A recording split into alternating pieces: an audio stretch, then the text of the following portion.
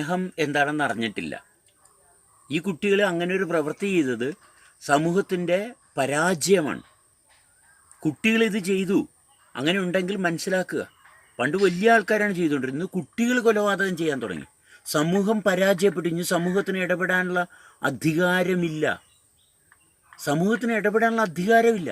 കാരണം കുട്ടികളാണ് ഇന്ന് കുറ്റകൃത്യങ്ങൾ ചെയ്യാനായിട്ട് മുന്നോട്ട് ഇറങ്ങി വരുന്നത്. അതിൻ്റെ അർത്ഥം കുട്ടികൾക്ക് ഹൃദയത്തിൻ്റെ ആ സ്പന്ദനത്തിൻ്റെ താളം സ്പർശിക്കാനുള്ള അവസരം നിഷേധിക്കപ്പെട്ടു.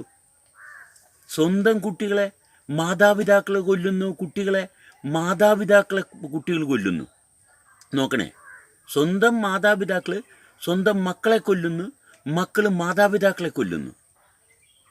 വെല്ലുവിളിക്കാണ്. അപ്പനും അമ്മേനെയും വെല്ലുവിളിക്കുന്ന മക്കളെ വെല്ലുവിളിക്കുന്ന മാതാപിതാക്കൾ. ഹൃദയം കൊണ്ട് അടുപ്പമില്ലാത്ത മാതാപിതാക്കളും കുട്ടികളും. അപ്പോൾ ഈ കുട്ടികളെ ശിക്ഷിച്ചു കഴിഞ്ഞാൽ പിന്നെ അടുത്ത കുട്ടികളും ശിക്ഷിക്കുന്ന കുട്ടികളെ മാത്രമേ കാണത്തുള്ളൂ. രക്ഷപ്പെടാനുള്ള മാർഗം എന്താണെന്ന് ആർക്കും അറിയത്തില്ല. തെറ്റ് തന്നെയാണ്. പക്ഷെ തെറ്റിന് ശിക്ഷയല്ല, തെറ്റിന് രക്ഷയാണ് വേണ്ടത്. ആ തെറ്റിൽ നിന്ന് ആ കുട്ടികളെ രക്ഷിക്കുകയാണ് വേണ്ടത്. അങ്ങനെ രക്ഷിക്കുന്നത് എന്താണ്, എങ്ങനെ രക്ഷിക്കാൻ സാധിക്കും, തെറ്റിൽ നിന്ന് ഒരു വ്യക്തിയെ എങ്ങനെ മോചിപ്പിക്കാൻ സാധിക്കും എന്നുള്ളതാണ് കാണിച്ചു കൊടുക്കേണ്ടത്. അങ്ങനെ ഉള്ളൊരു ഭാഗം കാണിച്ചു കൊടുക്കുമ്പോൾ ആ കുട്ടികളുടെ ആ ഹൃദയത്തിൻ്റെ വിശാലത ഒരുപാട് പേർക്ക് മാതൃകയാകുകയും.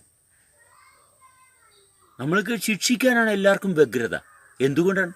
കാരണം ശിക്ഷിക്കപ്പെട്ടിരിക്കുന്നവരാണ് എല്ലാവരും. സ്വസ്ഥമായിട്ട് ജീവിക്കുന്ന മനുഷ്യരില്ല, സ്വതന്ത്രമായിട്ട് ജീവിക്കുന്ന മനുഷ്യരില്ല. സ്വാതന്ത്ര്യം എന്ന് പറയുന്നത് എല്ലാവരുടെയും ധാരണ ഫ്രീ തിങ്കേഴ്സ് തോന്നിവാസം ചെയ്യാൻ പറ്റുമല്ല. അങ്ങനെ ആർക്കും ഫ്രീ തിങ്കേഴ്സായിട്ട് പോകാനൊന്നും പറ്റത്തൊന്നുമില്ല. സ്വാതന്ത്ര്യം എന്ന് പറയുന്നത് പ്രപഞ്ചം തരേണ്ടതാണ്. അല്ല, ഞാനെടുക്കുന്ന തീരുമാനം ഒരിക്കലും സ്വാതന്ത്ര്യമാകത്തില്ല. സ്വതന്ത്രനാകുക എന്ന് പറയുന്നത് പ്രപഞ്ചത്തിൻ്റെ ഇംഗിതത്തെ കൃത്യമായിട്ട് മനസ്സിലാക്കുന്നവനാണ് സ്വാതന്ത്ര്യം എന്താണെന്ന് മനസ്സിലാകുന്നത്. അതിൽ തോന്നിവാസം നടക്കുന്നത് സ്വാതന്ത്ര്യമാകത്തില്ല. പലപ്പോഴും പലരുടെയും ധാരണ സ്വതന്ത്രനാകുക എന്ന് പറയുന്നത് എൻ്റെ ഇഷ്ടത്തിന് ഞാൻ എന്ത് തോന്നിവാസവും ചെയ്യും. ഇല്ല, പ്രപഞ്ചം അനുവദിക്കത്തില്ല. അതുകൊണ്ട് ആദ്യം അറിയേണ്ടത് ആ പ്രപഞ്ചത്തിൻ്റെ താളം, പ്രകൃതി എപ്രകാരമാണ് പ്രവർത്തിക്കുന്നത്. പ്രകൃതിയുടെ സ്വാതന്ത്ര്യമാണ് ആദ്യം നേടേണ്ടത്. എന്നുവെച്ചാൽ പ്രകൃതിയുമായിട്ട് രമ്യപ്പെടുക, പ്രകൃതിയുമായിട്ട് പൊരുത്തപ്പെടുക. അങ്ങനെ പ്രകൃതിയുമായിട്ട് പൊരുത്തപ്പെടുക